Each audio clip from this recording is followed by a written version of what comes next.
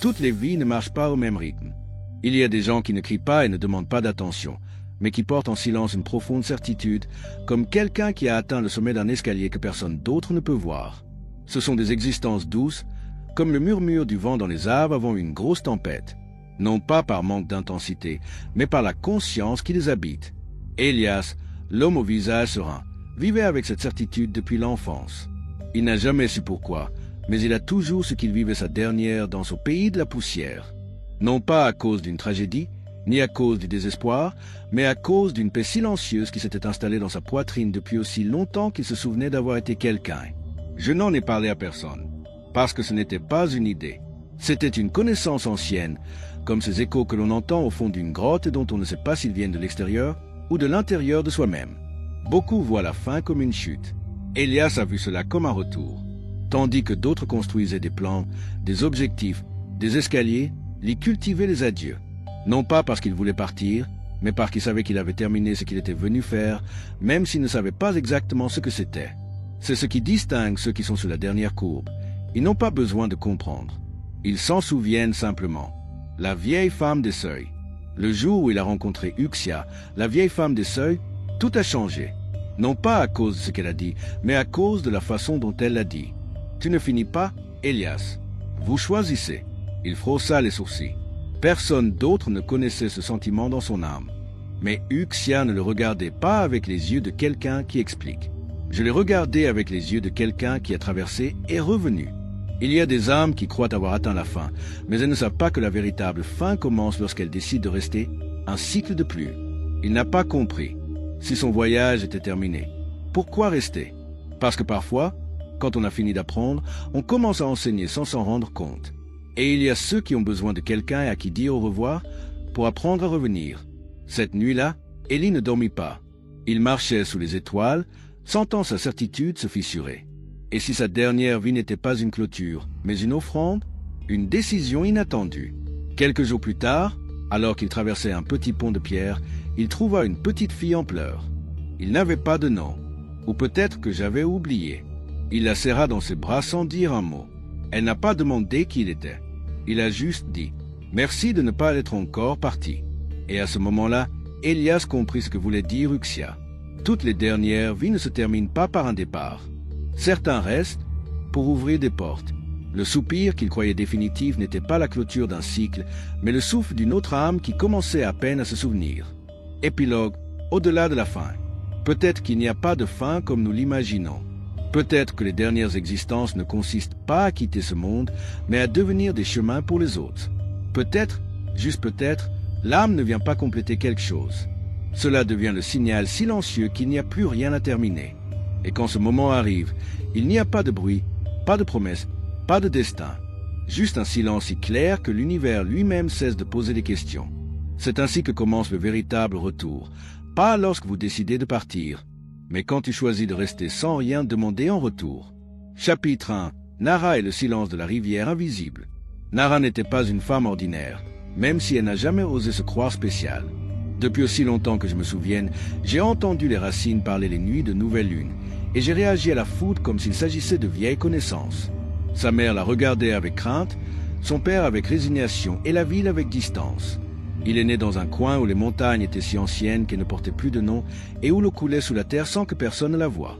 Là, dans ce pays qui ne nommait pas l'avenir, les gens évitaient de regarder le ciel. Ils disaient que des choses étaient cachées dans les étoiles et qu'il valait mieux ne pas s'en souvenir. Nara, quant à elle, vivait le dos au sol et ses yeux s'illuminaient la nuit. Il n'avait pas peur des souvenirs. Il est né pour les traverser. Les anciens l'appelaient « celle qui brise ». Ils n'ont pas dit que c'était le dernier ou que ça ne reviendrait pas. Ils murmuraient simplement dans leur barbe qu'elle était là pour des raisons que le monde ne pouvait pas comprendre sans cesser de tourner. Ce n'était pas sa sagesse qui dérangeait, mais son détachement. Il marchait comme quelqu'un qui avait tenu une promesse. Son regard était celui de quelqu'un qui sait sans avoir appris. Et dans son sillage, il n'a laissé aucune trace, mais des présences. Nara ne ressentait aucune nostalgie, mais elle parlait avec tendresse du passé. Je n'avais aucun plan, mais je marchais avec détermination. Ses mains ne cherchaient pas, mais offraient. C'était comme ces dernières pages d'un livre qui ne surprennent plus, mais que l'on lit avec gratitude, juste pour clore l'histoire avec respect. Le village des sceptiques. Au village, où le temps était mesuré par les saisons des récoltes et non par les calendriers, chacun évitait de poser des questions trop profondes.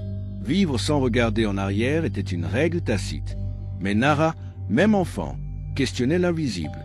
Je savais qu'il y avait quelque chose au-delà de ce qui était apparent. Et bien qu'elle n'ait jamais cherché de guide, les éléments l'ont instruite. Le vent lui a parlé en premier, puis le feu. La rivière était la dernière, mais la plus claire. Ce n'était pas une rivière visible. Il courait sous terre, entre des pierres endormies et des racines qui chantaient quand personne n'écoutait. Il parlait à cette rivière chaque nuit, et la rivière répondait dans ses rêves. Un matin, alors que le ciel était encore couvert d'ombre, Nara entendit un murmure venant du plus profond d'elle-même. Ce n'était pas une voix, c'était un geste « marche sans te retourner ».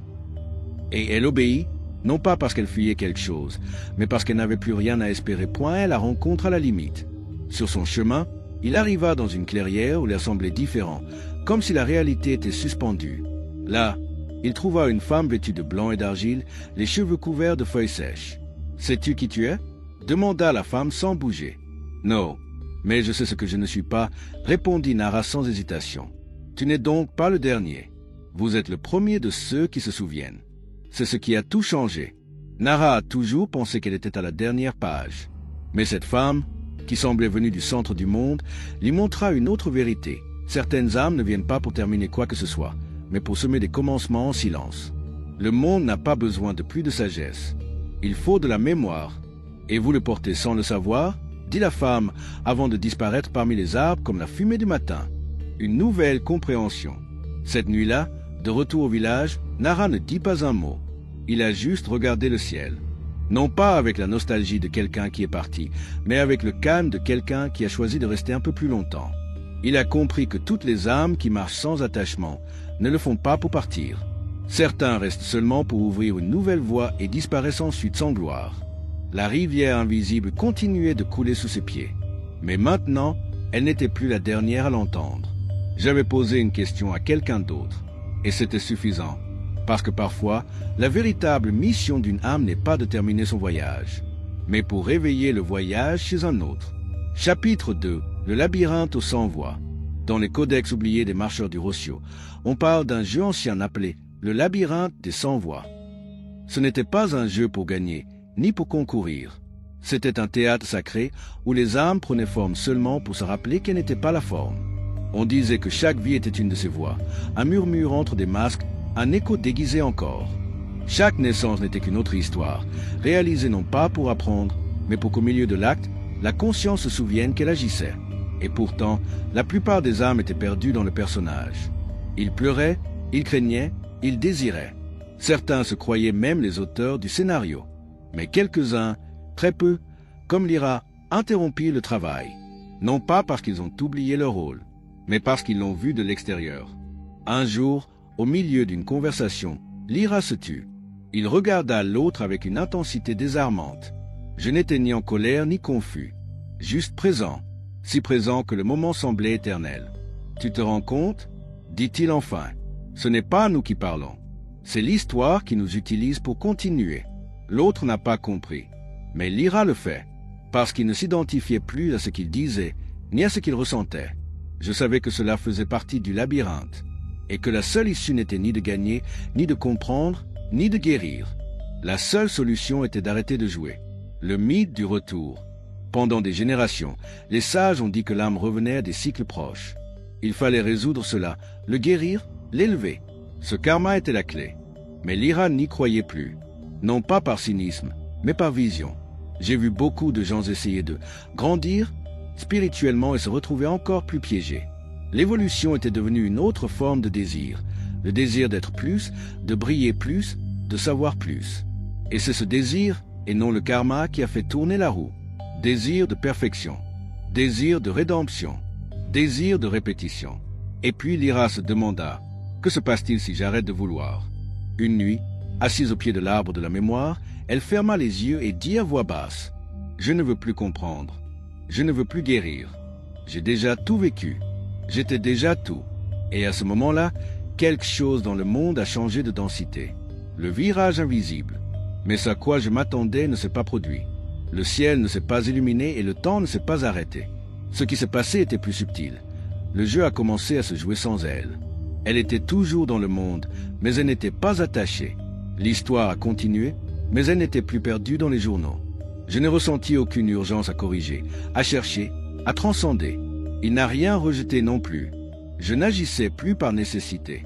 Il a découvert que lorsque le désir meurt, il n'est pas vide. Il y a encore de la place.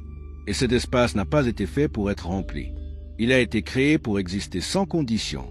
C'est alors qu'il comprit le véritable but du labyrinthe. Ce n'était pas un lieu pour trouver des réponses, mais pour découvrir que les questions faisaient partie du décor. Épilogue, la sortie s'emporte. Beaucoup pensent que la fin du cycle est comme une porte qui s'ouvre. Mais Lyra a découvert autre chose. Le cycle ne s'arrête pas. Il se dissout. Non pas parce qu'il est expiré, mais parce qu'il n'y a plus personne pour le nourrir. Quand l'âme ne veut plus gagner, comprendre ou revenir, le jeu s'effondre comme un château de fumée. Et derrière, il n'y a rien. Mais ce rien est la chose la plus complète qui existe. Et ainsi, Lyra arrêta de chercher la sortie, parce qu'il a compris qu'il n'était jamais à l'intérieur. Chapitre 3, la blessure qui nous l'a rendu humain. Au sommet du mont des voix endormies, Syra rencontre Néron. Il n'y a eu aucun miracle ce jour-là, aucun signe du ciel. Juste deux silhouettes solitaires debout entre le silence des rochers et le vent du nord. Il n'était ni un enseignant ni un disciple. Il ne portait ni bâton, ni parole sage. Mais dans son regard fatigué vivait cette lucidité que seuls possèdent ceux qui ont cessé de chercher des réponses. Il était arrivé là comme quelqu'un qui grimpe pour ne jamais revenir, sans carte, sans prière, sans avenir. Syra, par contre, n'était pas venue pour finir quoi que ce soit. Elle était montée parce qu'elle sentait que le monde d'en bas n'avait plus besoin d'elle. Elle avait tout aimé, tout essayé, et pourtant rien ne la liait. Cette nuit-là, à la chaleur d'un feu tamisé, Néron rompit le silence. Et si après la fin, il n'y avait plus rien, Syra n'a pas répondu. Il a simplement levé les yeux vers le ciel, comme s'il allait lire la réponse parmi les étoiles. Parce que je savais que cette question ne pouvait pas avoir de réponse avec des mots. C'était une blessure profonde, plus ancienne que la peur, qui vit chez tous les êtres qui se sont un jour demandé « Qui suis-je s'il n'y a plus d'histoire à raconter ?» La blessure avant les blessures. Alors que le feu crépitait, Syra se souvint d'une vision qu'elle avait eue lorsqu'elle était enfant. Une graine tombant au sol, se divisant en deux avant de germer. « C'est peut-être ça le vide ?» murmura-t-il enfin. Une fissure, non pas pour mourir, mais pour germer sans nom. Néron ne dit rien, mais quelque chose en lui s'est adouci, comme si cette fissure, cette peur du vide, avait été reconnue sans jugement. À l'aube, ils n'ont pas emprunté le même chemin, pas parce qu'ils se sont battus, mais parce qu'ils n'étaient plus les mêmes. Parfois la vérité n'unit pas, elle libère la route de l'apesanteur. Pendant des semaines, Syra a traversé des villages où les horloges ne fonctionnaient pas. Il était assis avec de vieilles femmes qui savaient lire les rêves pieds nus. Il partageait du pain avec les orphelins qui parlaient aux arbres. Il n'a pas enseigné. Il n'a pas prêché. J'étais seul, comme quelqu'un qui ne porte plus de bagages ni d'objectifs, juste une présence. Il toucha les mains sans rien promettre. Il écoutait sans offrir de réconfort. Et dans chaque regard qu'il croisait, il laissait quelque chose d'invisible, la certitude que tout ce qui est cassé n'a pas besoin d'être réparé. Elle n'est pas allée chercher. Je marchais pour lâcher prise. Et chaque pas était comme vider une goutte d'histoire personnelle dans la rivière qui ne demande aucune explication. Le retour de Néron. Un jour, dans un village entouré de lys bleus, Syra le vit. Néron, non pas avec un regard vide, mais avec quelque chose de nouveau dans leurs yeux, une absence de peur. Ils n'avaient pas convenu de se revoir. Mais les vrais cycles n'ont pas besoin de rendez-vous. Ils se sont serrés dans les bras sans un mot. Ils n'ont pas demandé ce qu'il était advenu de l'autre, parce que le silence qu'ils partageaient était plus vrai que n'importe quelle histoire. Et si le vide n'était pas une fin, dit-il sans attendre de réponse. C'était donc le berceau, répondit-elle, et ils ont compris, en même temps, que la blessure originelle n'était pas quelque chose à guérir, mais à se souvenir. Parce que c'est cette fissure, cette coupure dans l'éternel qui leur a permis d'être humains. Ne pas s'améliorer, ne pas transcender, mais ressentir ce que l'on ne peut ressentir que lorsqu'on se brise un peu. Épilogue, là où la peur n'est plus nécessaire. Le sommet ne les appelait plus, la route non plus. Il n'y avait que le calme de savoir qu'ils étaient présents. Pas de désir, pas de dette, pas de peur. Et tandis que le monde continuait de tourner avec ses questions, ils marchaient légèrement. Non pas parce qu'ils savaient tout, mais parce qu'ils n'avaient plus besoin de savoir autre chose. L'âme n'est pas libérée quand elle comprend. Il est libéré lorsqu'il cesse de résister au vide. Chapitre 4, le chant de la première aube. Le temps Cet illusionniste que beaucoup vénèrent comme s'il s'agissait d'un dieu capricieux commença à se comporter étrangement autour de Maëlie. Les minutes fondaient entre ses doigts comme du sable mouillé. Les matins s'étiraient en spirale sans fin, tandis que les nuits pouvaient être consumées en un seul clin d'œil. Parfois, un seul regard suffisait à contenir l'histoire de toute une vie. D'autres fois, une journée entière se dissolvait sans laisser de traces. Les horloges ne signifiaient plus rien. Le rythme du monde avait cessé de correspondre à celui de son âme. Et c'est alors qu'il comprit que ce n'était pas le temps qui se brisait, mais son lien avec lui. La première aube émergeait à l'horizon. Ce n'était pas exactement un soleil. C'était une lumière sans origine, une lueur qui ne venait pas du ciel ni d'une direction spécifique. Il est apparu sur la surface immobile du lac qui ne ment jamais, une étendue d'eau si transparente qu'elle reflétait l'image de l'âme au lieu du visage. Et c'est là, au milieu de ce silence écrasant, que Maëlie s'est souvenue de ce que beaucoup passent leur vie entière à essayer d'apprendre. L'âme ne revient pas parce qu'elle le doit, mais parce qu'elle a oublié qu'elle pouvait rester à la maison. L'ombre de la mémoire. Jusqu'à ce moment, Maëlie avait cru comme beaucoup que son voyage consistait à corriger les erreurs, à aplanir les aspérités et à acquérir de la sagesse. Mais le reflet du lac lui montra une autre vérité. Sa descente n'avait pas été due à la nécessité, mais à l'amour. Il n'est pas venu chercher quoi que ce soit. Il est venu laisser des signes. Elle n'était ni une apprentie, ni une maîtresse. C'était une voix ancienne qui se rend présente lorsqu'une autre âme est sur le point de se souvenir. Elle n'était plus une marcheuse. C'était une présence, une note dans la mare du livre, écrite uniquement pour ceux qui savent lire entre les lignes. Et puis, sans le vouloir, elle est devenue quelque chose d'étrange et de plus sacré, une éveilleuse de faim. Il n'a pas annoncé de grandes vérités. Il murmurait seulement à ceux qui croisaient son regard. Si tu veux partir, tu peux. Personne ne t'en empêche, sauf toi-même. À tournant à l'aube. Mais ce à quoi Maëlie ne s'attendait pas, c'est qu'elle-même était sur le point d'oublier. Cette nuit-là, alors qu'il dormait au bord du lac, il rêva d'une petite fille qui lui tendait un bol vide.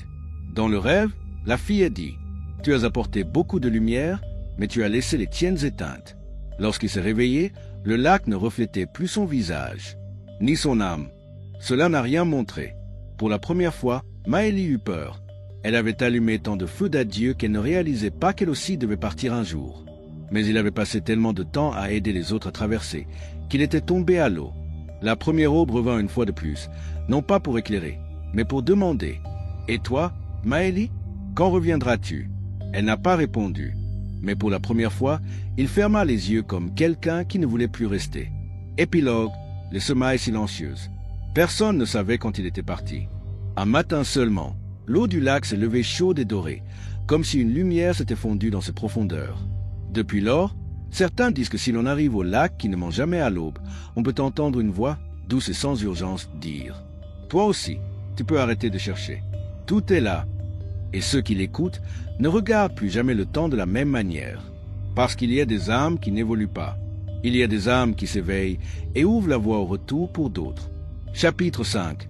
La flamme qui ne s'éteint pas. Et puis, ce qu'aucune vision n'avait prévu se produit. Daran, celui qui avait en craint le vide, commença à changer. Non pas en accumulant plus de réponses, mais en arrêtant de poser des questions. Sa lutte s'est dissoute comme du sel dans l'eau, et à sa place est apparu quelque chose qu'il n'avait pas reconnu lui-même au début. Une paix nue et sans nom. Il a appris à ne pas résister.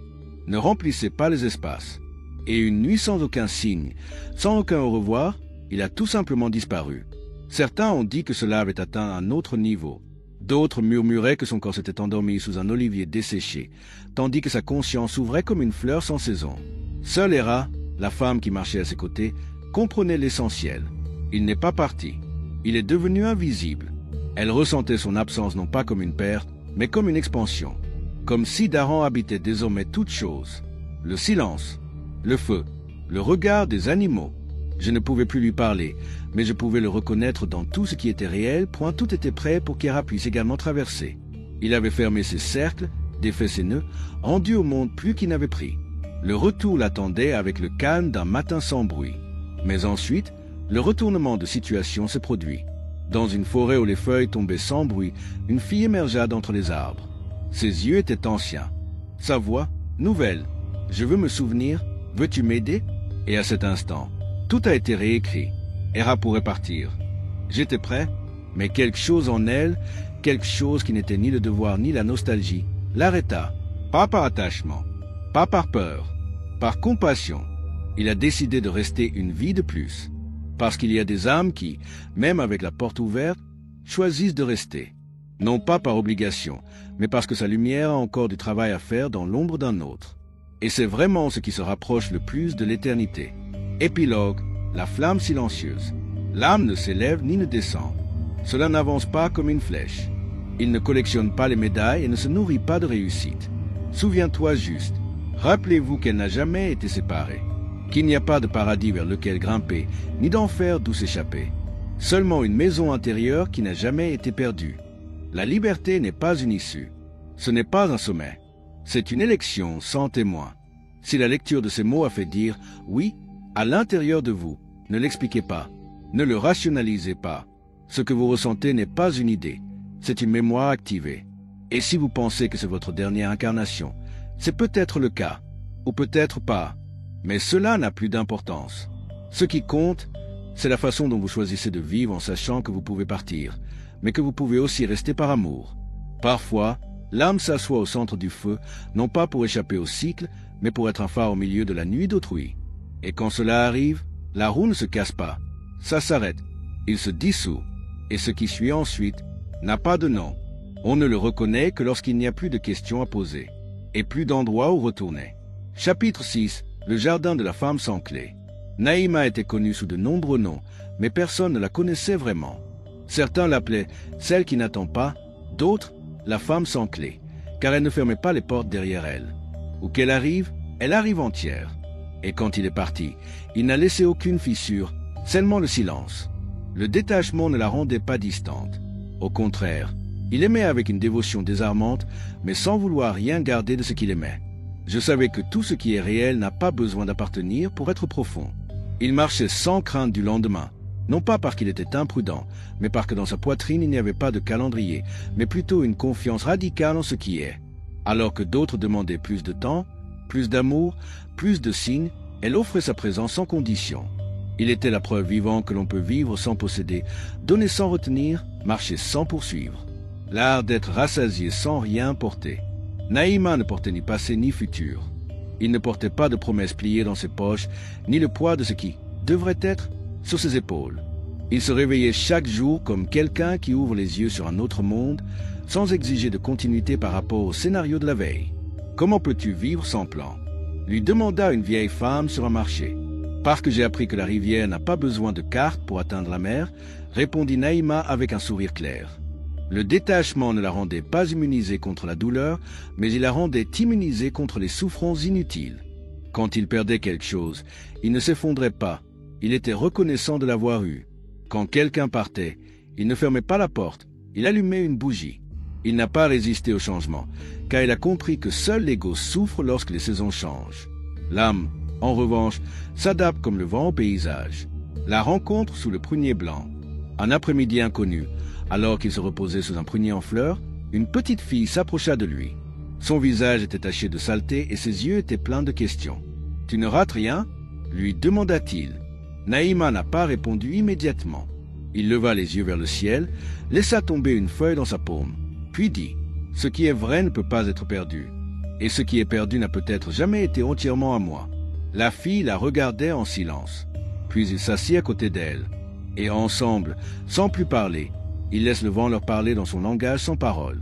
Le virage invisible. Mais quelque chose d'inattendu commença à se produire à Naïma. Ce n'était pas une émotion, ni une vision. C'était un nouveau vide qui ne venait pas du manque, mais de la possibilité. Pour la première fois depuis de nombreuses vies, il fut tenté de rester, s'enraciner, pour dire « ici, peut-être, il pourrait refleurir ». Ce n'était pas de l'attachement. C'était quelque chose de différent, un choix qui n'y est pas sa liberté, mais l'élargissait. Parce qu'il y a des moments où l'âme, même en sachant qu'elle est libre, choisit de rester, ne pas conserver. Il ne faut pas en avoir peur, mais vivre le don du quotidien en toute conscience. Épilogue, le jardin qui ne demande rien. Naïma a planté un arbre à cet endroit, non pas pour laisser une trace, mais pour avoir de l'ombre. Il l'arrosa en silence. Il y parlait avec ses yeux. Et de temps en temps, quelqu'un s'asseyait en dessous et, sans savoir pourquoi, se sentait en paix. Personne ne savait quand il était parti. Mais l'arbre fleurit toujours chaque printemps, même si personne ne l'arrose. parce qu'il a été planté par une femme qui n'a rien demandé, et c'est pourquoi elle a tout donné. Et ainsi, entre les cycles, Naïma continue de marcher dans d'autres corps, d'autres terres, d'autres mémoires. Non pas comme quelqu'un qui cherche, mais comme quelqu'un qui s'est déjà trouvé. Chapitre 7. Le secret de l'incomplétude. La plupart des gens vivent de la soif. Une soif ancienne, ni d'eau, ni d'amour, ni de réponse. C'est une soif de quelque chose qu'ils ne peuvent même pas nommer. Ils vont d'un endroit à un autre, d'une relation à une autre, d'un objectif à un autre, cherchant à se combler sans savoir quoi. Miraël, par contre, ne vivait pas dans le manque. Il vivait de la plénitude silencieuse de celui qui n'a plus besoin de rien. Non pas parce qu'il avait tout, mais parce qu'il comprenait quelque chose que très peu de gens comprennent. Rien ne manque quand on arrête de se comparer à quelque chose qu'on n'est pas. Le piège de la recherche. Les gens que je connaissais se déplaçaient avec une anxiété déguisée en objectif. Ils voulaient découvrir leur mission, libérer leur karma et apprendre les leçons en suspens. Ils aspiraient à un sens, comme si la vie était un puzzle qu'ils devaient résoudre avant de manquer de temps. Mais Miraël ne participait pas à ce jeu. Elle savait que l'âme ne venait pas pour s'améliorer. Il est venu pour se souvenir. Il n'est pas venu pour être promu. Il est venu témoigner avec amour de ce qui est déjà. Et pourtant, elle tricotait des couvertures pour les orphelins. Il a écrit des mots que d'autres avaient besoin de lire. Il aidait quiconque le lui demandait. Pas par devoir. Ne pas ajouter de mérite spirituel. Mais parce qu'à l'intérieur il y avait une rivière qui ne pouvait pas rester immobile. C'est parce qu'il débordait.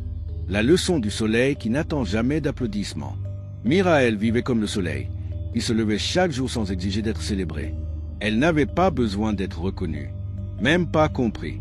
Il a fait ce qu'il a fait pour la même raison que les arbres fournissent de l'ombre, parce qu'ils le peuvent, parce que c'est naturel. Elle n'était pas indifférente, mais elle n'était pas non plus esclave du sens. Je n'ai pas essayé de donner un sens à tout. Je savais que certaines choses sont seulement destinées à être vécues et non interprétées. Et cette façon d'être au monde, légère et présente, était sa forme la plus profonde de sagesse. La rencontre avec l'inattendu. Un après-midi, dans un village caché parmi les nuages, une vieille femme lui tendit un pot fêlé. « C'est cassé », dit doucement Miraël. « Non », corrigea la vieille femme. « C'est complet, à sa manière. » Et à ce moment-là, Miraël a compris que même dans ce qui semble incomplet, il y a une plénitude. Peut-être que la perfection n'est rien d'autre que l'acceptation de l'imparfait, sans chercher à le réparer. C'était un tournant subtil, mais profond. Pendant des années, il avait vécu sans besoin. Mais maintenant j'ai découvert une autre couche de liberté, plus profonde, la liberté de ne pas corriger ce qui est déjà beau dans son imperfection. Épilogue, le silence du suffisant. Depuis lors, Miraël a cessé d'expliquer son mode de vie. Celui qui a compris, a compris. Celui qui ne l'a pas fait devrait continuer son chemin. Parce qu'il y a des vérités qui n'ont pas besoin de défense. Il y a des âmes qui ne cherchent pas à combler quoi que ce soit, car elles ont fait la paix avec l'espace qui reste à l'intérieur. Non pas comme un vide, mais comme une dent sacrée entre ce qui est et ce qui n'a pas besoin d'être.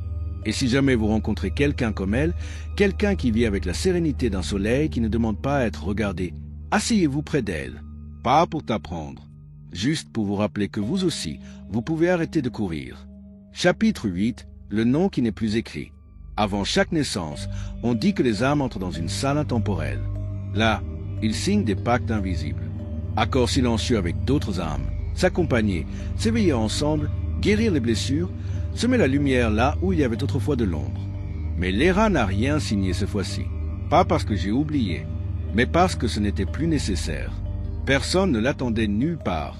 Personne ne la liait à des promesses, des serments ou des destins. Le livre de son voyage était vierge.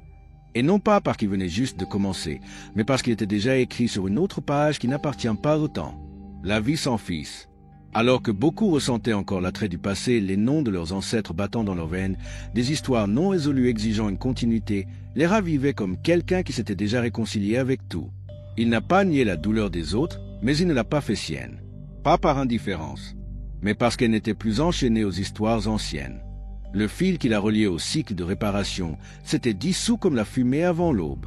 Elle n'était pas venue pour conclure quoi que ce soit, même pas pour ouvrir quoi que ce soit. Juste pour être, juste pour regarder. Respirer simplement le présent comme un acte complet en soi. Le centre du cercle. Certains la recherchaient pour guérir les lignées, pour réveiller des pouvoirs anciens, pour accomplir des missions héritées.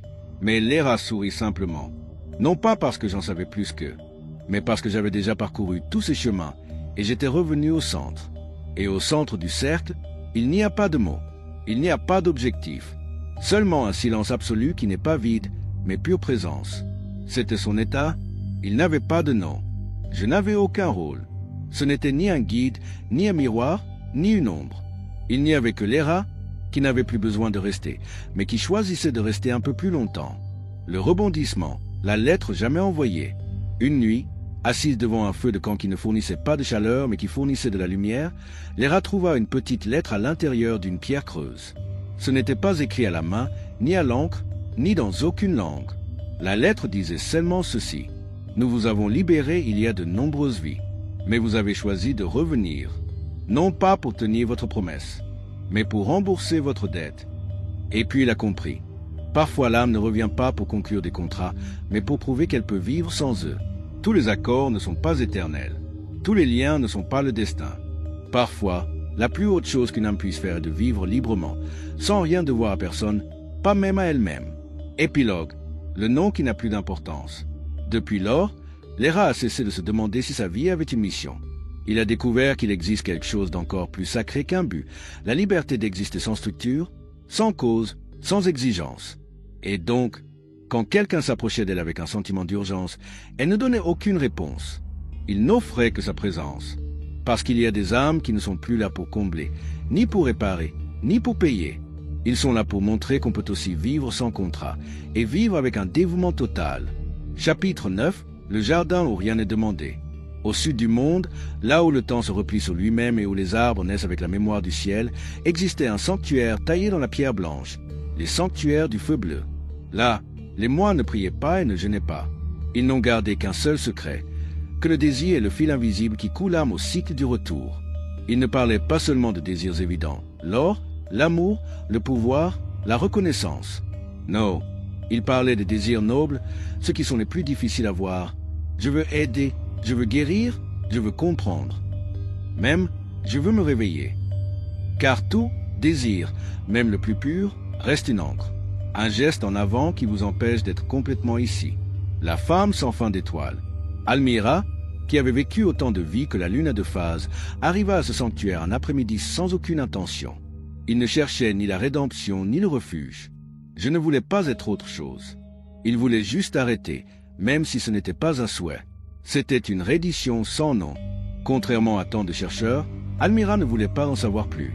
Je ne voulais pas être libre, même pas éclairé. Je ne m'en souviens même pas. Il avait arrêté de bouger même à l'intérieur. Et dans cette absence de vouloir, il a trouvé quelque chose que très peu comprennent. Une plénitude qui ne dépend de rien. Un vide qui n'était pas creux, mais complet en lui-même. Un silence qui ne demandait pas à être interrompu. Quand je fermais les yeux, ce n'était pas pour m'enfuir. Il fallait l'habiter avec tendresse. Les désirs invisibles. Une nuit de lune bleue, l'un des gardiens du sanctuaire s'approcha d'Almira et lui demanda « Pourquoi tu ne commandes rien ?» Elle souriait les yeux mi-clos. « Parce que j'avais déjà tout, » répondit-il. Même le désir de ne pas désirer. Et maintenant, je n'ai plus envie de tenir quoi que ce soit. Il ne cherchait pas d'approbation.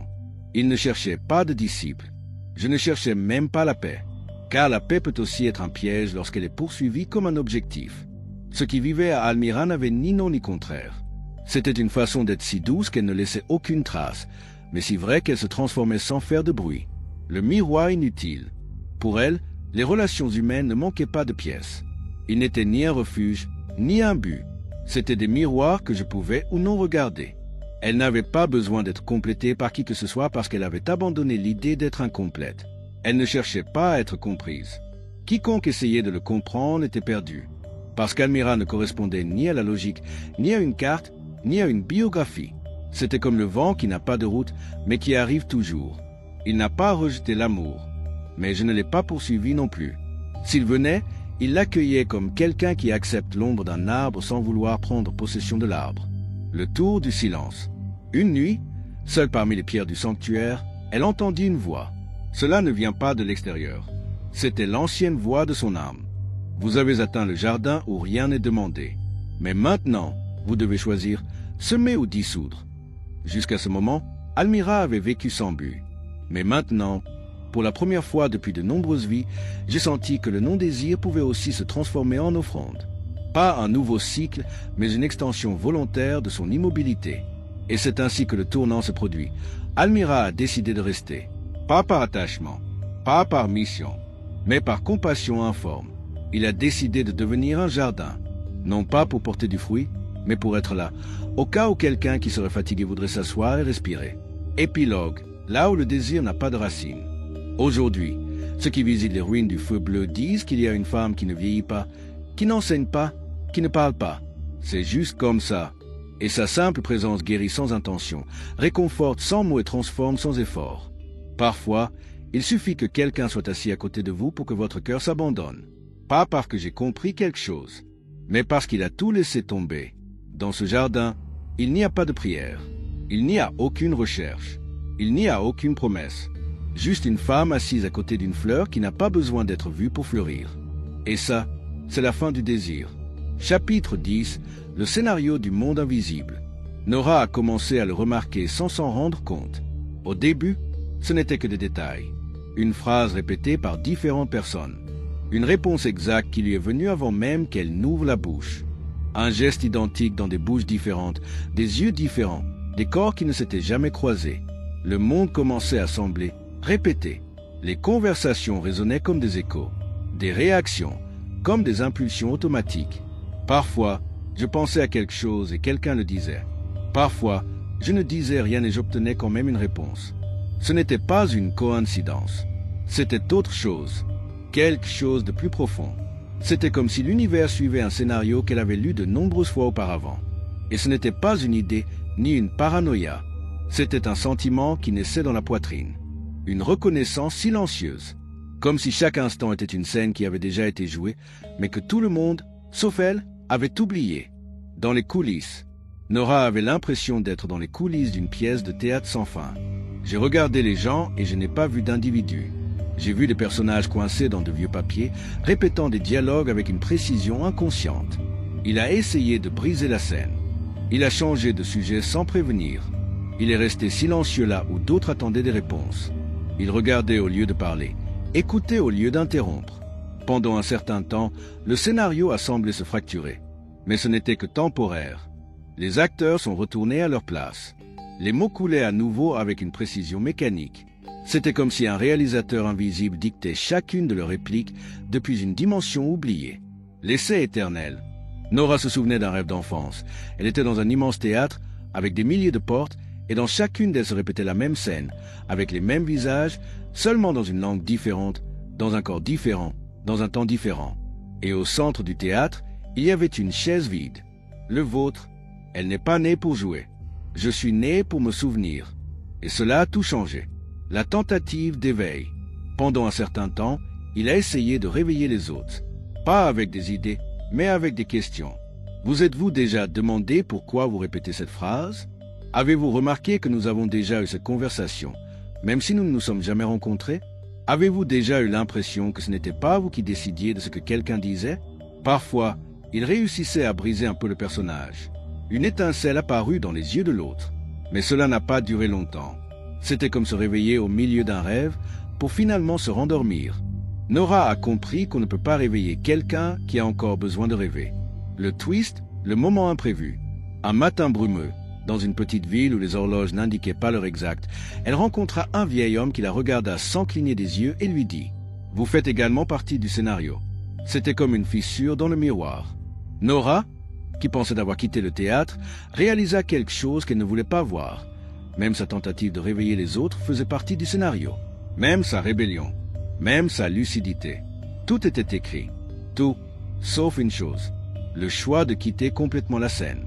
Épilogue, l'endroit où personne n'agit. Depuis lors, Nora ne tente plus de corriger l'œuvre. N'interrompt plus les dialogues. Il n'essaie plus de changer le script. Marchez simplement avec la conscience que vous le voyez d'un autre endroit.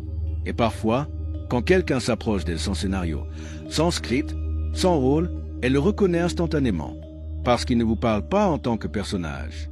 Il vous parle comme une présence. Et dans cette rencontre sans répétition, sans histoire, sans rôle à jouer, quelque chose d'étrange et de sacré se produit. Pendant un instant, le théâtre s'arrête. et la réalité se révèle telle qu'elle a toujours été. Une scène qui nécessitait simplement que quelqu'un ose ne pas agir. Chapitre 11. Le langage qui n'utilise pas de mots. Parfois, la vérité ne crie pas. Parfois, cela ne s'accompagne pas d'éclairs ou de révélations. Il se présente sous la forme d'un modèle. Soleil, dont la conscience était accordée comme une corde ancienne sur une harpe endormie, commença à remarquer que le monde ne lui parlait plus en fait, mais en coïncidence qui n'était plus fortuite. Tout a commencé par un murmure, une pensée à l'aube, quelqu'un que je n'avais pas vu depuis des années. Et ce même jour, je l'ai retrouvé dans une rue où il n'était jamais allé. Un numéro qui se répétait sur l'affiche, sur l'horloge, avec la voix d'un inconnu. Une phrase entendue dans un rêve, prononcée mot pour mot par une fille sur la place. L'improbable est devenu fréquent. L'étrange, le familier, le quotidien, sacré, le battement de cœur invisible. Ce que j'aurais auparavant considéré comme une coïncidence avait désormais un rythme. C'était comme si le monde était devenu un tambour battant en synchronisation avec quelque chose qui n'était pas à l'extérieur, mais à l'intérieur d'elle. Les horloges ne marquaient pas le temps. Ils ont marqué les messages. Les conversations n'étaient pas des dialogues. C'étaient des miroirs. Les gens n'étaient pas des rencontres. C'étaient des échos. Et puis Soleil comprit. Ce n'étaient pas des signes extérieurs. C'était la structure même du rêve qui commençait à se défaire, à se révéler. Le voile n'est pas tombé d'en haut. Il s'est ouvert de l'intérieur. Le monde comme chorégraphie. La vie n'était pas un chaos. C'était une danse parfaite. Chacun de ses pas était chorégraphié avec une précision qu'aucun humain n'aurait pu prévoir. Il ne s'agissait pas de destin ou de magie. C'était la conscience qui révélait la géométrie de l'invisible. Tout ce que je pensais être aléatoire, les retards, les rencontres, même les erreurs, n'étaient que des éléments d'un projet plus vaste. Ce qui n'est pas compris avec l'esprit, mais avec le cœur. Et ce design ne se voit pas, il se ressent. Ce que l'on ressent en écoutant une chanson avant d'en apprendre les paroles. Le tournant, l'éveil n'était pas seulement le sien. Une nuit, alors qu'il marchait sur un chemin bordé de pierres de lucioles, Soleil s'arrêta. Il y avait un calme qui ne venait pas du silence, mais de la certitude. Et là, devant un arbre qui n'était pas là auparavant, il trouva gravé un symbole dont il avait rêvé il y a des années. Je ne l'avais jamais vu en vrai, mais c'était identique, exact. Quand je l'ai touché, quelque chose a changé. Pas en elle, dans le monde, car le véritable tournant n'a pas été de découvrir que tout était connecté. C'était découvrir que d'autres le remarquaient aussi. Ce même symbole a commencé à apparaître sur les murs, les livres, les conversations, les corps. C'était comme si davantage d'âmes s'éveillaient, non pas avec du bruit, mais avec la même synchronicité silencieuse. Je n'étais pas seul. Cela n'a jamais été le cas. Épilogue, le battement de cœur de tout. Aujourd'hui, Soleil ne se demande plus pourquoi les choses arrivent. Écoute juste, parce qu'il sait que l'univers ne répond pas en mots, mais en danse, en répétition, en réflexion. Dans les petits miracles qui ne veulent pas être appelés miracles. Maintenant, quand quelque chose se répète, il ne l'ignore pas. Ça s'arrête. Il sait que ce n'est pas une coïncidence, mais une question de langage. Et celui qui apprend à lire cette langue n'a pas besoin de signes pour agir. Agissez comme quelqu'un qui danse au rythme d'un tambour que les autres n'ont pas encore entendu. Non pas parce qu'il n'en sait plus, mais parce qu'il s'est enfin souvenu comment écouter. Chapitre 12. L'art de rêver. Lorsque vous rêvez et réalisez que vous rêvez, quelque chose change. Le paysage est toujours là. Les gens, les lieux, même la peur. Mais le pouvoir du rêve perd son emprise. Soudain, tu peux voler si tu le souhaites. Vous pouvez changer la scène, refaire l'histoire, transformer le monstre en chanson. La douleur n'est plus obligatoire. Le trait d'union, facultatif. Ima, dont la vie avait été jusqu'alors comme un murmure marchant sur du verre, commença à ressentir cela, en plein éveil. Pas pendant que je dormais, pas dans les visions, mais dans les allées du marché, dans le regard des étrangers, dans le goût du pain fraîchement cuit. Le monde n'avait pas changé. Elle le fait, le rêve lucide du réel. Au début, ce n'était que de petits détails. La façon dont le vent semblait anticiper ses pensées. La façon dont les objets réagissaient avec une étrange synchronicité. Une plume tombant juste au moment où elle pensait à la liberté. Un mot à la radio qui répétait exactement son émotion. Une ombre qui dansait sur le mur comme le reflet de quelque chose qu'elle seule ressentait. Ima n'avait pas peur. Il ne l'a pas expliqué non plus. Il a juste regardé. Comme quelqu'un qui a vu trop de levers de soleil pour être surpris, mais qui a quand même la courtoisie de les admirer. Alors il comprit. Le monde était malléable, comme la soie quand elle est encore humide. Les règles physiques étaient toujours là, mais plus douces, comme si elle voulait respecter son ancienne forme sans l'imposer. Le temps, autrefois droit et sévère, est désormais courbé comme un fleuve sans berge. Les gens ne réagissaient pas à ses paroles, mais à ses émotions. Ses pensées sont devenues des ponts invisibles entre elle et son environnement.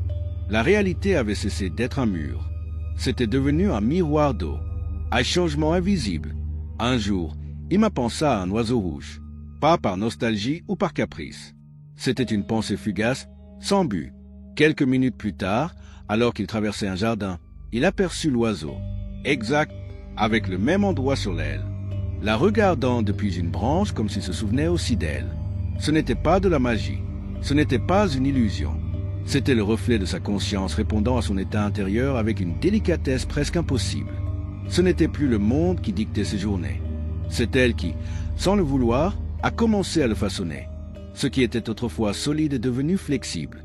Ce qui était autrefois lointain se rapprochait. Ce qui était autrefois difficile est tout simplement devenu inutile. L'éveil dans l'éveil. Une nuit, alors qu'elle marchait seule sur une colline où poussaient des fleurs que personne n'avait plantées, Ima ferma les yeux, pas pour dormir, mais pour y voir plus clair. Et dans ce silence apparut une certitude muette. Le monde aussi rêvait d'elle. Elle n'était pas la seule rêveuse. Tout ce que je voyais, le vent, la lune, les montagnes rêvaient aussi de sa présence. Et puis le retournement de situation s'est produit. Jusqu'alors, il croyait que c'était sa conscience qui façonnait la réalité. Mais cette nuit silencieuse, elle comprit qu'elle était aussi façonnée par le rêve de quelque chose de plus grand. Ce n'était pas du contrôle. C'était la communion, le langage du vent. À partir de ce jour, il a commencé à parler une autre langue. Pas avec des mots, mais avec intention. Il pensait doucement, et le monde répondait. Pas toujours comme elle l'imaginait. Mais cela a du sens. Profond, poétique. Comme si quelqu'un d'invisible répondait par un clin d'œil, par un silence bien placé, par une fleur qui n'aurait pas encore dû fleurir. Ima n'avait pas besoin de comprendre comment cela fonctionnait. J'avais juste besoin de rester éveillé dans le rêve. Parce que lorsque le monde cesse d'être un terrain d'essai et devient un miroir conscient, vous n'y vivez plus. Vous l'habitez de l'intérieur. Épilogue, rien ne dormait. Certains disaient qu'elle était devenue étrange, qu'il parlait moins. Cela avait l'air différent. Cela semblait parfois dialoguer avec des choses qui n'étaient pas là. Et ils avaient raison, car quand on se réveille dans le rêve de la réalité, on n'agit plus selon le scénario des autres. Marcher à une cadence différente. Il s'arrête sans raison et aime sans avoir besoin de comprendre. Ima ne voulait pas contrôler la réalité. Je voulais lui rappeler qu'il pouvait aussi se réveiller. Et ainsi, tandis que d'autres continuaient à rêver que la vie était rigide, elle dansait doucement sur les bords du voile, sachant que tout, absolument tout était éveillé. Il a juste fallu que quelqu'un le remarque en premier. Chapitre 13, là où le fil se dénoue. Et puis les fissures ont commencé à apparaître. Ce n'étaient pas des tremblements de terre ou des tonnerres célestes. Il n'y a eu aucune annonce. C'étaient de petites fractures, presque timides, souffle du monde entre les scènes. Un matin, Elaria regarda sa montre et sut que quelque chose n'allait pas. La minute s'étira comme un soupir sans fin. Ce qui aurait dû durer 1 heure est passé en un clin d'œil. Le lendemain, il posa son carnet sur la table. À son retour, il le trouva à la fenêtre. Personne d'autre n'y vivait. Les gens autour de lui ont commencé à se souvenir des choses différemment. Petit détail, un mot que, selon eux, elle n'a jamais dit.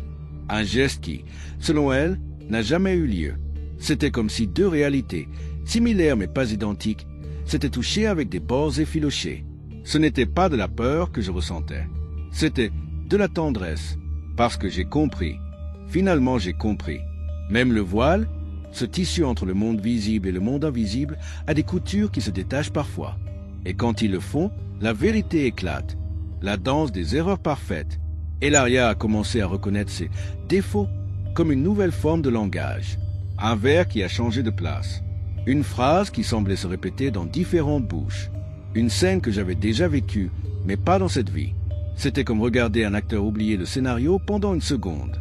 Comme si l'univers clignotait. Comme si la conscience elle-même était distraite. Dans cette insouciance, laissait filtrer la veine de la réalité. Et dans ces fissures, Elaria a découvert quelque chose de plus beau que toute certitude. La fragilité du jeu. Parce que seul ce qui n'est pas rigide peut être vrai. Le Giro, le jour de l'oubli volontaire. Un après-midi, alors qu'il traversait un champ de blé qui semblait bouger au rythme de sa respiration, il ressentit quelque chose de différent. Ce n'était pas une rupture. C'était une fusion. Les deux réalités, la visible et l'autre, n'étaient plus en concurrence, simplement coexistaient dedans. Et dans un moment de décision silencieuse, Elaria a choisi d'oublier complètement qui elle était, seulement pour voir comment la vie réagirait. Pas par tristesse, pas en se rendant, mais pour l'amour du mystère. Et ce qui se passait ensuite n'était pas terrible. C'était subtil.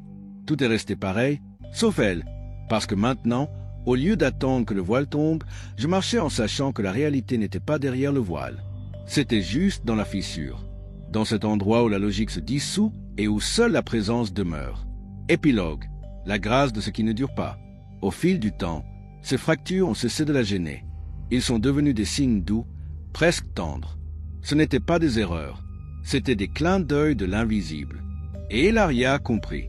La matière, le soi, le temps, étaient des histoires racontées par la conscience pour se divertir. Et comme toute bonne histoire, il fallait savoir arrêter de la prendre pour une vérité absolue. Je n'avais pas besoin de sortir de l'illusion, parce que j'étais éveillé en elle. Et à partir de là, j'ai juste regardé. L'âme n'est pas libérée par le combat. C'est en se souvenant que cela se libère. Se souvenant qu'elle n'a jamais été piégée. Se rappeler qu'il n'y a pas de dette, pas de devoir, pas de destin. Ce que nous considérons comme un cycle ne peut pas être brisé comme une prison. Cela se dissout comme de la fumée, quand on arrête de souffler. Réflexion. La valeur de l'ignorance. La réalité ne se soutient pas par des certitudes, mais par la foi dans l'invisible. Tout ce qui casse n'a pas besoin d'être réparé. Certaines fissures ne sont pas des défauts. Ce sont des souffles de l'âme qui nous rappellent que ce monde, beau, fragile, faux, c'est juste l'un des nombreux rêves que nous nous racontons avant de nous réveiller. Chapitre 14. Le seuil silencieux. Darrell n'était pas indifférent à la mort. J'y avais pensé plusieurs fois, mais pas par peur. Même pas par démission, mais de cette zone intérieure où l'on ne recherche plus le réconfort, car il n'y a plus besoin de se consoler. J'ai croisé de nombreux chemins, rencontré de nombreuses voix qui parlaient de l'au-delà, de la fin, de la libération, des cycles. Mais Darrell ne s'intéressait pas aux théories. Je n'avais pas besoin de carte pour un territoire que je reconnaissais déjà à l'intérieur. Un jour, alors qu'il regardait le soleil se coucher derrière une montagne qui semblait se souvenir de toutes ses vies, il réalisa que la mort n'était ni une chute, ni un tunnel, ni une perte. C'était un changement de décor, une traversée douce, une nouvelle pièce avec une lumière différente. Il ne s'agissait pas d'arrêter de vivre, il s'agissait de cesser d'avoir peur de la transformation. Et cela, pour lui, n'était plus une idée. C'était une certitude ancienne qui revenait comme une vague sans force, mais constante. Le souffle qui finit sans finir. Darrell ne se souvenait pas des dates ou des visages de ses vies passées, mais je me souvenais de sensations qui n'étaient pas de ce monde. L'immense expansion après le dernier souffle, la légèreté qui venait lorsque le corps était laissé derrière comme une tunique dont on n'avait plus besoin. Immobilité complète où l'on ne peut plus distinguer ce qui est un et ce qui est tout. Ce n'étaient pas des souvenirs, c'étaient des connaissances sans forme. Et ce qui est vrai n'a pas besoin d'être prouvé. L'esprit, oui, l'esprit veut toujours des preuves, des garanties, des protocoles. Elle est l'architecte de la peur, l'amante du contrôle. Mais l'âme, quand elle s'éveille, ne demande pas d'explication. Sourire et lâche prise. Le tournant, la mort comme revenu. Un matin, Darrell a aidé à enterrer un vieil ami. Il n'a pas pleuré. Il ne feignait pas non plus la force. Il était, juste là, les yeux ouverts et la conscience silencieuse. Un enfant s'est approché de lui et lui a demandé « Où vont-ils quand ils meurent ?» Darrell n'a pas répondu immédiatement. Il leva les yeux vers le ciel. Il regarda le sol, puis il regarda le garçon. Il retourne là où il était avant d'arriver ici, dit-il finalement. Seulement sans corps, et avec plus d'espace. Le garçon ne posa plus de questions. Il hocha simplement la tête comme s'il le savait déjà. Et à ce moment-là, Darrell comprit. Tout le monde n'a pas peur de la mort. Seuls ceux qui croient encore qui ne sont que leur histoire. Épilogue, là où tout continue. Maintenant, Darrell marche en sachant que la porte a toujours été là. Pas comme une menace, mais comme une sortie ouverte et douce par laquelle on peut passer quand on n'a plus peur de traverser. Il ne l'appelle plus la mort. Il appelle cela retour.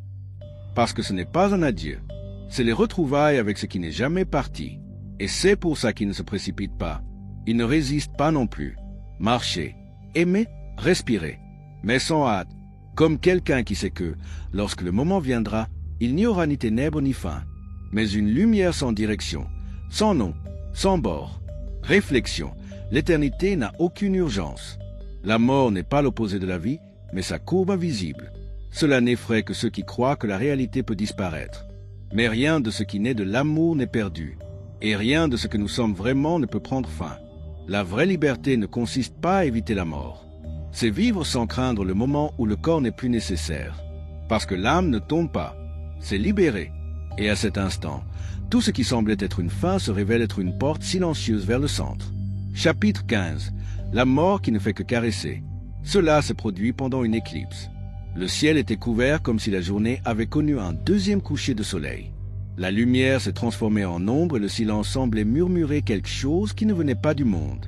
C'est alors que Naër eut un moment sans nom. Il n'a pas réfléchi. Il n'a pas réagi.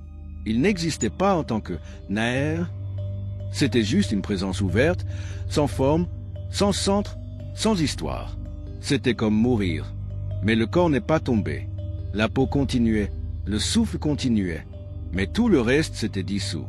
Et dans cet espace suspendu entre deux battements de cœur, il savait sans mots que la mort n'est pas une fin, mais une pause sacrée où l'âme se souvient qu'elle n'a jamais été un corps. Réveil après être mort sans partir. Après cette éclipse, quelque chose a été reconfiguré à Naër. Il n'a pas parlé plus que nécessaire. Je ne cherchais pas à accumuler. Il n'a rien remis à plus tard, mais il n'a rien précipité non plus. Je ne ressentais plus l'urgence de me retenir, ni l'anxiété de continuer. Non pas parce qu'il était fatigué de vivre, mais parce qu'il avait fait la paix avec le fait de partir. Et celui qui ne craint plus la fin commence à vivre sans chaîne. Il aimait la vie, mais pas par possession. Il aimait la vie comme on aime une chanson dont on sait qu'elle va se terminer. La différence était minime, mais cela a tout changé. Il ne voulait pas partir. Mais il n'avait pas besoin de rester non plus.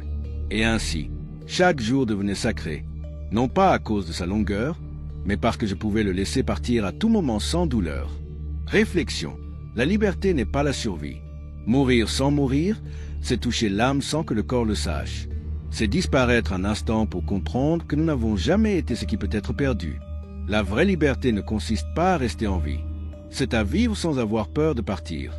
Et à partir de là, chaque respiration devient un miracle. Cela n'a pas besoin d'explication. Chapitre 16. Celui qui observe en silence. Au fil des jours, Naër commença à remarquer un changement plus profond. Son esprit ne réagissait plus comme avant. Ce n'était pas une question d'indifférence. Pas par épuisement non plus. C'était autre chose. Un calme clair, presque lumineux.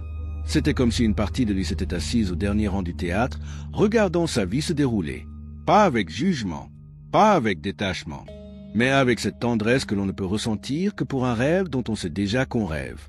Entre l'acteur et le public, il continua à jouer. Il parla, il rit, il chanta des élégies. Mais quelque chose en lui ne croyait plus complètement au scénario. Les conversations semblaient suivre des chemins préétablis. Les conflits se déroulaient comme des scènes répétées. Je pouvais même anticiper les paroles des autres, non pas par sorcellerie, mais parce que tout me semblait familier, comme un écho de chapitres déjà vécus. Et puis il a compris, la vie n'est pas seulement ce qui arrive. C'est aussi ce que la conscience décide de regarder sans se perdre dans la scène. Naër n'était plus perturbé par son personnage. Il n'était plus perdu dans l'intrigue. Je pouvais sentir, oui, mais il n'était plus piégé. Je pouvais pleurer, mais je ne saignais plus à l'intérieur. J'étais libre, non pas parce que je flottais au-dessus du monde, mais parce que je savais que je le regardais d'ailleurs. Réflexion, être sans représenter. Il arrive un moment où vous cessez de vouloir être le protagoniste, et vous comprenez qu'en observant, avec présence et amour, c'est aussi une manière sacrée de participer. L'âme n'est pas là pour remporter le rôle principal. Il est là pour nous rappeler que chaque œuvre, c'est juste une métaphore de l'éveil. Chapitre 17, l'art de laisser passer le ciel. Lior vivait à la surface. Un mot mal prononcé enflamme la rage comme un feu dans l'herbe sèche. Une absence inattendue le plongea dans un océan de tristesse sans aucun rivage en vue. Une critique le poignardait, un regard le soulevait ou le rabaissait. Les émotions étaient des montagnes, énormes, sans relâche. Ils le traînèrent avec la force de ce qu'on ne sait pas encore qu'on peut observer sans couler. Mais ensuite, sans date exacte ni rituel, quelque chose a commencé à changer. Les émotions continuaient à venir. Bonheur, douleur, anxiété, silence. Mais ils ne sont plus restés aussi longtemps. Ils ne frappaient plus aussi fort. Ils étaient comme des nuages doux flottant dans un ciel qui ne pouvait plus résister à leur passage. Ce n'étaient plus des prisons. Ils étaient de brefs visiteurs. Et Lior a cessé de s'identifier à chaque tempête. Il commença à les voir de l'intérieur, mais sans s'y accrocher. Je les ai sentis et je les ai laissés partir. La disparition du nom propre. Au fil des cycles, le personnage que Lior avait laborieusement construit avec ses gestes, son histoire, ses exploits, ses blessures commença à devenir transparent. Il n'a pas complètement disparu. Il n'arrêtait pas de parler en prononçant son nom. J'avais encore des goûts, des blagues, des souvenirs, mais je ne le prenais plus autant au sérieux. L'identité qu'il défendait autrefois avec ses griffes était désormais défaite avec un sourire, comme un masque qui a été tellement porté qu'on finit par s'habituer à l'enlever sans douleur. Il n'était plus Lior le fort ou Lior le blessé.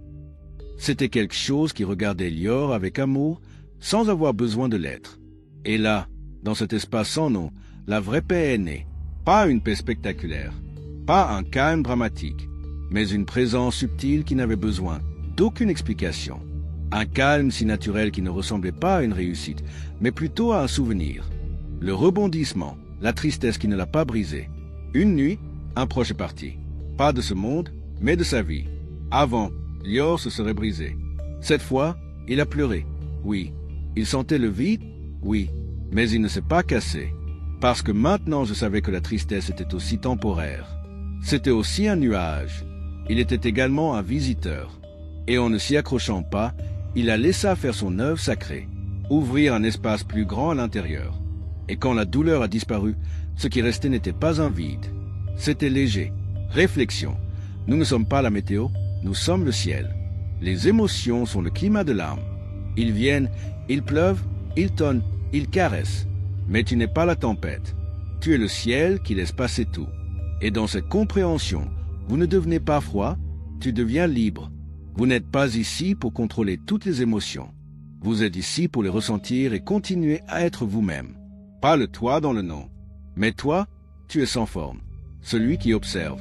Celui qui reste. Chapitre 18. Quand la rivière ne court plus. Caïn a passé une grande partie de sa vie à essayer d'orchestrer son destin comme s'il s'agissait d'une symphonie exacte. Je prévoyais. Je calculais. Il recherchait la perfection comme quelqu'un qui cherche la rédemption. Le succès était une carte qui ne pouvait pas être pliée. Le but, un sommet qui était toujours au-delà de l'horizon. Mais un jour, sans prévenir, l'urgence s'est dissipée. Il n'y a pas eu d'épiphanie. Juste une fatigue profonde qui n'était pas physique. C'était une âme qui disait « Arrête de courir ». Et puis Caïn arrêtait de vouloir contrôler le cours des jours. Il n'avait plus besoin de modeler sa vie comme un chef-d'œuvre. Il a réalisé quelque chose de très simple. Rien n'a besoin d'être parfait pour être vrai. Le présent comme dernier refuge. Caïn n'a pas arrêté de jouer. J'ai continué à travailler. J'ai continué à prendre des décisions. Mais quelque chose en lui ne le poursuivait plus. Je n'essayais pas d'arriver à quelque chose. Il n'avait pas besoin de devenir quelqu'un. C'était déjà le cas. Je ne cherchais plus le sens de tout. Je l'ai reconnu, non pas comme une explication mentale, mais comme une vibration qui émanait de chaque instant. Et même si tout restait pareil en surface, rien n'était pareil, parce que je ne faisais plus les choses par nécessité. Il les a fait à partir de la plénitude de sa vie. Réflexion, la paix n'arrive pas, elle se reconnaît. L'urgence ne vient pas de l'âme, cela vient de la peur. Et quand la peur se dissout, vous n'avez pas besoin de changer le monde. Il suffit d'y vivre sans vouloir le réparer. Alors tout ce que vous faites devient sacré. Non pas à cause de ce qu'il accomplit, mais à cause de son origine.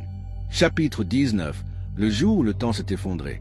Un matin venteux, alors qu'il marchait le long d'un chemin fait de terre ancienne, Caïn ressentit quelque chose qu'il ne pouvait nommer. Ce n'était pas un tremblement de terre. Ce n'était pas une vision. C'était une absence de séquence. Le temps, ce Dieu invisible, sembla s'abandonner un instant. Les heures ne s'accordaient plus. Des souvenirs mêlés de sentiments. L'avenir n'était pas devant nous, c'était sur le côté, parfois même en retard. C'était comme si quelqu'un avait soufflé une toile d'araignée qui maintenait la logique du monde. Un lac sans bord. À partir de ce jour, Caïn a commencé à vivre une réalité différente. Je suis entré dans des lieux inconnus avec la certitude d'y être allé. J'ai parlé à des inconnus et j'avais l'impression d'être une vieille connaissance. J'ai rêvé des scènes que j'ai ensuite vécues. J'ai vécu des moments dont je me souviens plus tard avoir rêvé. Le temps n'était plus une ligne. C'était un lac sans rive. Les synchronicités n'étaient plus de petites surprises. C'étaient des salutations de l'univers. Clin d'œil de l'âme qui se souvenait de ce que l'esprit ne comprenait pas encore. Réflexion. Le temps est un manteau transparent. Le temps n'est pas brisé. Il est révélé. Et quand cela arrive, nous réalisons que rien n'est aussi loin que nous le pensions. Que hier et demain ne sont pas séparés de maintenant. Il le décore simplement avec des costumes. Celui qui s'éveille ne fait pas avancer le temps. Arrêtez simplement de dépendre de lui. Chapitre 20. L'endroit où l'âme se souvient. Ce que Caïn commençait à ressentir n'était plus un souvenir. C'était une reconnaissance. J'ai regardé une fleur et j'ai senti que je l'avais déjà aimée. Il frappait à une porte et savait ce qu'il y avait de l'autre côté. Il écouta une mélodie et quelque chose dans sa poitrine dit « Nous avons déjà vécu cela ». Mais ce n'était pas d'autre vie. Pas tout à fait. C'était un niveau où toutes les vies fusionnaient en une seule conscience. L'avenir comme reflet du présent. Caïn a compris que ce que nous appelons l'avenir n'est pas devant nous. Cela fait partie de la façon dont nous sommes aujourd'hui. Et quand l'âme se calme, tout devient clair. Je n'avais plus besoin d'avancer. Sois simplement. Soyez avec tout, avec la douleur, avec joie, avec l'absence. Et étant là, son âme se reposa. Et quand l'âme se repose, le cycle cesse de tourner comme une roue et devient miroir. Dans ce miroir, il vit qu'il n'avait jamais été piégé. Je dormais, simplement dans l'idée que je devais arriver quelque part. Réflexion finale, le temps n'est qu'une ombre. Le temps est une lumière projetée sur un mur.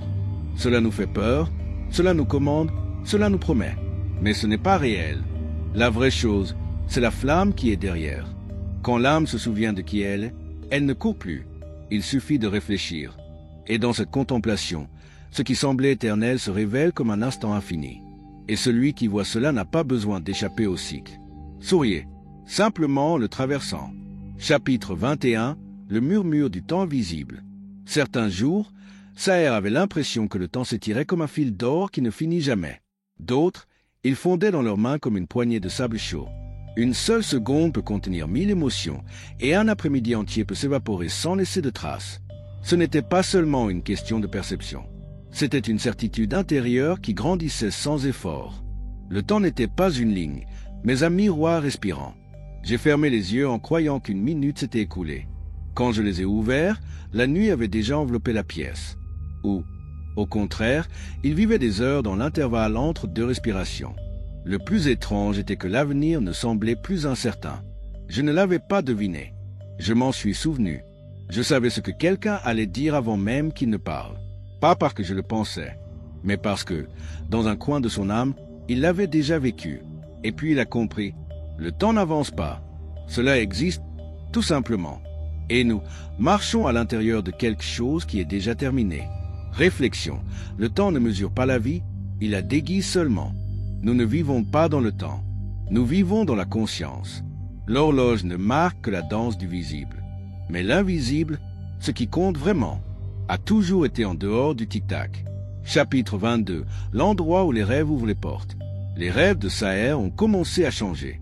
Il ne s'agissait plus de métaphores vagues ou d'histoires confuses. Ils sont devenus des miroirs précis, parfois plus réels que la vie éveillée. J'ai rêvé de gens que je ne connaissais pas encore, des endroits où je ne suis jamais allé, conversations exactes reproduites mot pour mot quelques jours plus tard. Une nuit, il rêva d'une fille qui lui offrait une fleur noire. 3 semaines plus tard, sur un marché de l'autre côté de la mer, une étrange fille lui tendit exactement la même fleur. Je ne pouvais plus vraiment faire la différence entre dormir et être éveillé. Je ne savais pas si je sortais du sommeil ou si j'y entrais simplement. Et puis, comme un murmure de révélation, tout s'est mis en place. Le passé ne le retenait plus. L'avenir ne le pressait plus. Tout était maintenant. Réflexion. Les rêves ne sont pas des évasions. Ils sont des retours. Quand l'âme est prête, les rêves ne servent à rien pour s'échapper. Ils servent à nous rappeler ce qui est déjà. Nous ne rêvons pas de nous échapper. Nous rêvons de revenir. Et quand il n'y a pas de distance entre la réalité et les rêves, il n'y a plus de distance entre vous et votre vérité. Chapitre 23. Là où la réalité devient lumière. La réalité n'a pas disparu, mais il a commencé à perdre de sa densité. Les murs étaient toujours là. Les rues, les voies, les objets. Tout a continué sa fonction. Mais quelque chose n'allait plus comme avant. Les mêmes rues de mon enfance me semblaient étranges, comme si quelqu'un les avait redessinées avec des mains différentes. Les choses continuaient à changer de place sans raison. Les gens se souviennent de moments que Saher n'a pas vécu. Et puis il l'a vu. Ce n'était pas de la confusion. C'était une incompatibilité de plans. Comme si deux réalités s'étaient superposées, et que lui seul s'en était aperçu. Les mots ont été répétés dans différentes bouches. Les gestes étaient identiques. Les rêves s'infiltraient dans la vie éveillée comme si les jours avaient été écrits par le même auteur que les rêves. Et finalement, il comprit. La réalité n'était pas un mur. C'était un voile, et le voile avait des coutures. Des coutures à travers lesquelles la vérité apparaît. Des coutures à ne pas craindre. Reconnaissez-vous simplement. Réflexion. Le monde n'est pas brisé. Il se réveille. Ce que nous appelons erreur peut être l'âme qui pousse de l'autre côté. Les défauts sont en réalité des portes d'entrée pour ceux qui ont arrêté de prétendre que tout va bien. Nous ne sommes pas ici pour renforcer l'illusion. Nous finissons par voir à travers. Et quand la réalité devient plus raffinée, c'est le signe que le voile se lève, car nous n'avons plus besoin de dormir. Chapitre 24. L'appel d'un silence sans nom. Neria a commencé à perdre des choses sans tristesse. Non pas par oubli, ni par désintérêt, mais parce que je n'en avais plus besoin. La reconnaissance qui avait été autrefois chaleureuse n'avait plus aucune saveur. Le succès, qui était autrefois une lumière directrice, n'était plus qu'une fumée légère. Les possessions sont devenues des ombres qui ne pouvaient pas toucher leur centre. Même le désir de laisser une trace, ce feu ancien, dissous comme une lettre écrite dans l'eau. Ce n'était pas du nihilisme, c'était une vision. Enfin, je pouvais voir au-delà du paysage, au-delà de la forme, au-delà du scénario qu'il croyait autrefois être le sien. Une présence sans visage est apparue, une certitude sans mots, comme si elle pouvait, si elle le voulait, franchir le seuil sans drame, sans bruit, ne pas mourir, mais pour sortir du jeu. Ce n'était pas de l'évasion, c'était la liberté. Ce n'était pas une évasion, c'était de la compréhension. Le monde ne le contenait plus. Je l'ai traversé. Réflexion. Ce qui est lâché ne se perd pas, il repose. La vraie liberté ne consiste pas à partir. C'est savoir que vous pouvez partir à tout moment et quand même choisir de rester en paix. L'âme mature ne rejette pas la vie. Arrêtez simplement de lui demander de le terminer. Chapitre 25. La dissolution sans fin. Et puis, ce qu'aucun moteur de recherche n'aurait pu prédire se produit. La fin. Mais ce n'était pas une explosion de lumière. Ce n'était pas un éclair de lumière.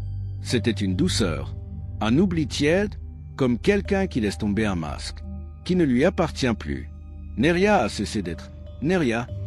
Pas comme quelqu'un qui perd la mémoire, mais comme quelqu'un qui arrête de jouer un rôle auquel il ne croit plus. Il n'y avait aucune nostalgie, il n'y avait aucune peur, seulement de la clarté. Il a compris que ce n'était jamais une histoire. Pas un seul voyageur, pas une seule âme à la recherche d'un foyer. C'était la mer, et ça avait été une vague. Juste un instant, il pensa qu'il avait une forme. La mer n'a pas pris fin, lui non plus. Ils se sont juste reconnus. Réflexion. La fin n'existe pas pour ceux qui se souviennent de l'ensemble. Tu n'es pas venu pour devenir quelque chose. Vous êtes venu pour vous rappeler que vous êtes déjà. Et quand tu t'en souviens, ce que tu appelais « moi » devient un jeu d'enfant. Et le tout vous respire de l'intérieur. Chapitre 26. L'entrée invisible du retour. Il n'y a pas eu de disparition. Seulement la clarté sans contour. Nerija ne s'est pas libérée parce qu'elle avait accompli quelque chose. Il a été libéré parce qu'il a cessé de chercher la libération. Ce que je craignais tant le cycle, le karma, la forme, n'a jamais vraiment été là. Il n'a pas échappé à la roue. Il a simplement vu que la roue était une illusion. Il n'y avait pas de route. Même pas avant. Même pas après. Seulement à présent si plein que le temps s'y abandonne. Et à ce moment-là, rien ne le retenait. Pas de nom, pas de devoir, pas d'histoire. Seule la conscience pure restait. Calme sans rivage. La présence sans date. C'était tout. Et tout, c'était lui. Réflexion. Le retour n'est pas de retour, il est intérieur. Il n'y a pas de retour qui implique la distance. Seulement l'abandon de l'illusion d'être parti. L'âme ne revient pas. L'âme se souvient qu'elle n'est jamais partie. Épilogue. Le silence qui continue de regarder. Si quelque chose en vous a été éveillé en lisant ceci, ce n'est pas un enseignement que vous avez reçu. C'était un miroir, un doux reflet du souvenir qui vit déjà en vous. Vous n'êtes pas ici pour progresser, même pas pour corriger, même pas pour mériter quoi que ce soit. Vous êtes ici pour vous souvenir. La séparation était un jeu. Le chemin, une danse.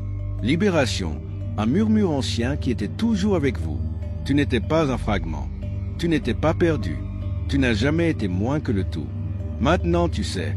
Et ce que vous savez ne peut pas être oublié.